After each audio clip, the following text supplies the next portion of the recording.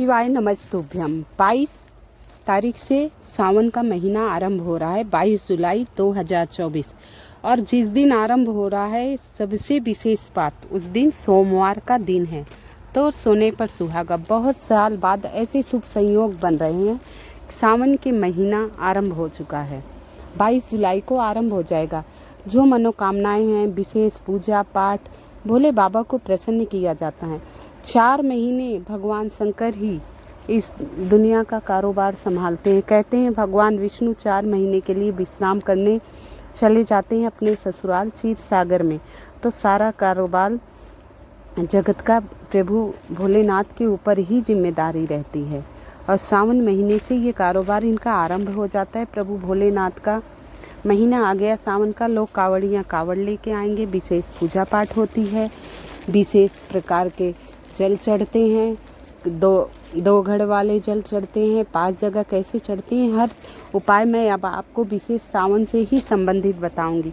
सावन के महीने में क्यों हरी चूड़ियाँ पहननी चाहिए, क्यों लोग हरे कपड़े पहनते हैं सावन में, क्योंकि चारों तरफ हरियाली रहती है। सारी बातें विशेष कर मैं आपको अगली वीडियो में बताऊंगी। आज तो मैं बेलपत्री का उपाय बताऊंगी। भगवान भोलेनाथ को 5 बेलपत्री किस प्रकार से चढ़ती है। कई प्रकार नियम हैं इसके 5 बेलपत्री चढ़ाने के। तो पहला नियम चलो आरंभ कर देते हैं। पहला नियम कैसे चढ़ना। और इस महीने में अगर कनेल का फूल चढ़ाया जाए तो बहुत ही विशेष लाभकारी होता है। कनेल के फूल की मैं कथा अवश्य सावन के महीने में, क्यों कनेल के फूल का विशेष महत्व है, तिथियों पे कनेल के फूल लोग क्यों चढ़ाते हैं, इसके विशेष उपाय कैसे होते हैं, ये सारे उपाय मैं आप लोगों को बताऊंगी। कौन सी वस्तुएं चढ़ाने से क्या फल प्राप्त होता है, ये सारी चीज़ें मैं आप लोगों को बताऊंगी। आइए उपाय की तरफ चलते हैं। भगवान विष्णु शयन करने चले जाते हैं और सारों कारोबार भगवान भोलेनाथ पर छोड़ देते हैं। तो भगवान विष्णु को याद करते हुए सावन का महीना आरंभ है। सोमवार का व्रत कर पाए ना कर पाए, सावन के महीने में सिर्फ भोलेनाथ पर 1 लोटा जल उत्तर दिशा की तरफ मुख करके अगर आप डाल आते हैं तो भगवान भोलेनाथ अत्यंत प्रसन्न हो जाते हैं। आइए, मैं मीनाक्षी त्रिपाठी अपराजिता 99 से अपने चैनल पे आप सभी का बहुत बहुत स्वागत करती हूँ। आइए पहले उपाय की तरफ चलते हैं। 5 बेलपत्री किस प्रकार चढ़ाना है, 3 उपाय बताऊंगी। तीनों में 5 ही बेलपत्री चाहिए, लेकिन किस प्रकार चढ़ाना है अलग अलग उपाय हैं। तो पहला उपाय, 5 बेलपत्री कटी पिटी नहीं होनी चाहिए। शुद्ध जल में धोकर 5 बेलपत्री रख लीजिए। सोमवार के दिन बेलपत्री नहीं तोड़नी चाहिए, रविवार के दिन तोड़कर रख लीजिए। आंचल फैलाकर उनसे क्षमा याचना करते हुए बेलपत्री के पेड़ से कह दीजिए, प्रभु के चरणों में चढ़ाने के लिए मैं ये बेलपत्री ले जा रही हूँ, मुझे इस बेलपत्री को दे दीजिए। ऐसे मन में कल्पना करते हुए बेलपत्री के वृक्ष से 5 बेलपत्री आप ले लीजिए। 1 लोटा जल 5 बेलपत्री लेकर आप शिव मंदिर आ जाइए। 1 लोटा जल आपको अपने ही रसोई घर से लेना है। कहते हैं अपने रसोई घर से लेने से गृह कलेश दूर हो जाता है। और शिव मंदिर आ जाइए। शिव मंदिर आने के बाद क्या करना है आपको, 5 बेलपत्री पहले गणेश जी के स्थान पर ओम श्री गणेशाय नमः, क्योंकि शिवलिंग पर ही पूरा शिव परिवार होता है। कई वीडियो में बता रखा है, देख लेना पिछली वीडियो खोल के। और दूसरा कार्तिकेय के स्थान पर ओम कार्तिकाय नमः।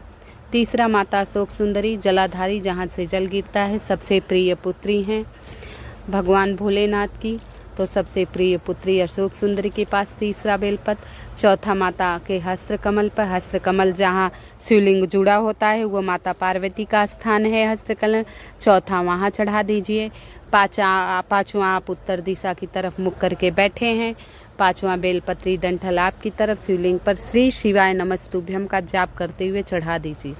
इसके बाद जो 1 लोटा जल है, धीरे धीरे सारा जल श्री शिवाय नमस्तुभ्यम कहते हुए सारा जल समर्पित कर दीजिए।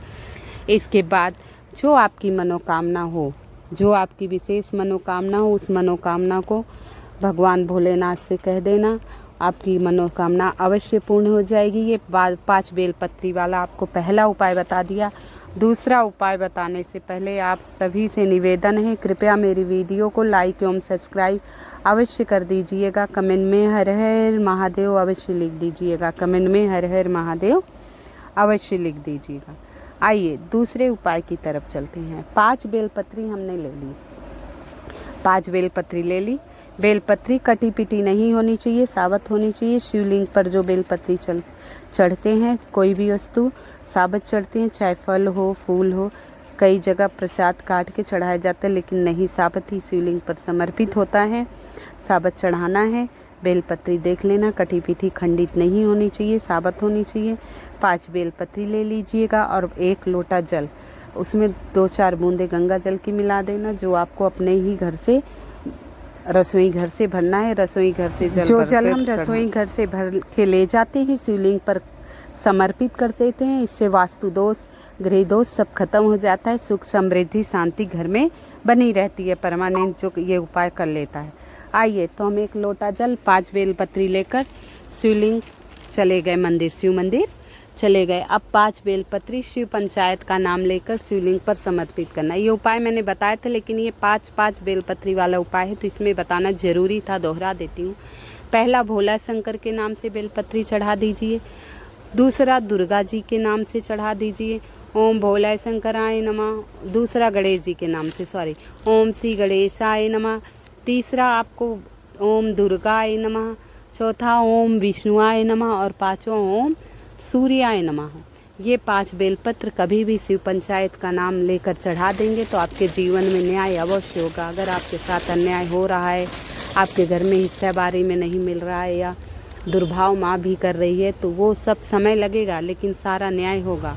और सही समय पर शिवलिंग पर मस्तक रख के अपनी मनोकामना, अपनी समस्या कह दीजिए, भगवान भोलेनाथ सारी समस्या संकट अवश्य दूर कर देंगे।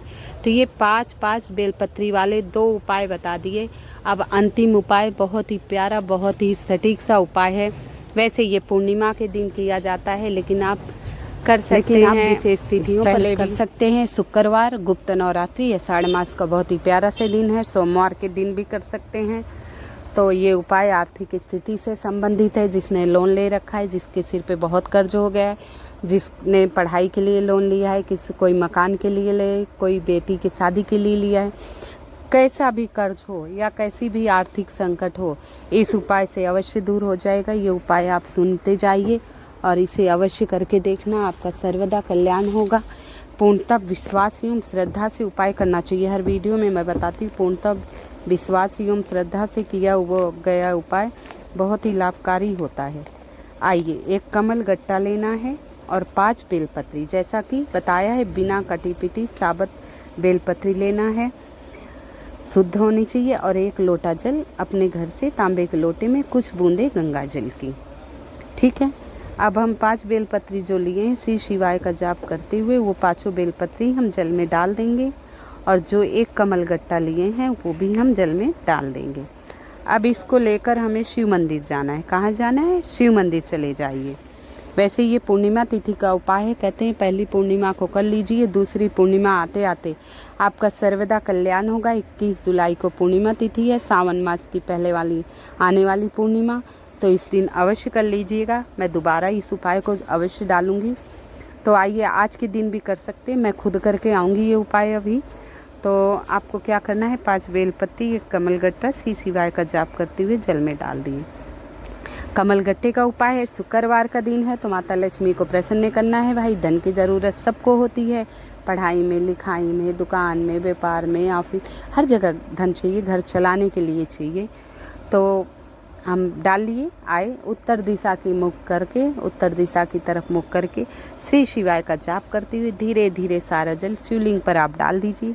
इसके बाद 5 बेलपत्री, 1-1 5 बेलपत्री आप निकाल के डाल दीजिए। अगर जल के साथ अभिषेक हो गया हो प्रभु के ऊपर तो बहुत बढ़िया, नहीं हुआ तो आप डाल दीजिए। और कमलगट्टा माता लक्ष्मी से संबंधित है।